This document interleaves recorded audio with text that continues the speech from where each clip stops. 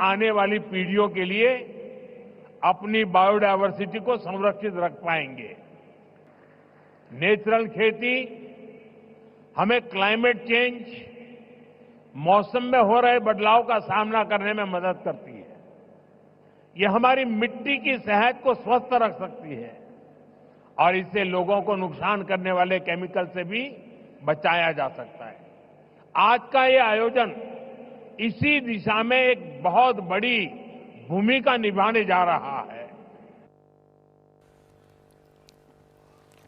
युवा शक्ती देखील आज शेतीकडे आधुनिक व्यवसायाची संधी म्हणून बघत आहे। अनेक प्रयोग केले जात आहेत। यामुळे ग्रामीण अर्थव्यवस्थेला मोठी ताकद मिळणार आहे असं पंतप्रधान म्हणाले। लवकरच भारत कृषी निर्यातीचं जागतिक केंद्र होईल असा विश्वास त्यांनी व्यक्त केला। नैसर्गिक शेती हवामान बदलाच्या संकटालाही उत्तर आहे। ही कृषी पद्धती स्थानिक आणि पारंपरिक असल्यानं भूमीसाठी सुरक्षित आहे आणि पर्यावरण स्नेही आहे। त्यामुळे नैसर्गिक शेतीचं जागतिक केंद्र होण्याची क्षमताही भारतात आहे असं पंतप्रधान म्हणाले। पंतप्रधानांच्या हस्ते आज किसान सन्मान निधीचा 21वा हप्ता अकोला जिल्ह्यातल्या 2,26,000 लाभार्थी शेतकऱ्यांच्या खात्यात वितरित करण्यात आला। रब्बी पेरणीच्या काळात हा हप्ता मिळाल्यानं त्याची मदत होईल असं सांगत शेतकऱ्यांनी आनंद व्यक्त केला आहे।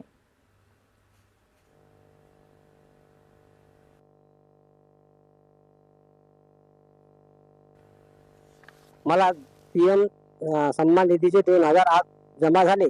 त्याच्यापासून मला शेतीविषयी जे कामं करायचे आहेत, पेरणी, तुरीला फवारा, हे यांच्यासाठी महत्त्वपूर्ण ठरले। अशी योजना आम्हाला जे काही शेतीचे कामं करायसाठी आहे हे योग्य आहे। माझ्या वडिलांच्या नावाने 21वा हप्ता खात्यामध्ये जमा झाला आणि त्या 2,000 मुळे माझ्या वडिलांना शेतीसाठी खूप उपयोग होत आहे। आता आमच्या इथं रब्बीची पिकांची कामं सुरू झाली आहे। त्यामध्ये आमच्या बियाण्यासाठी किंवा बाकीच्या साहित्यासाठी खूप उपयोगी पैसे पडत आहेत। सरकारच्या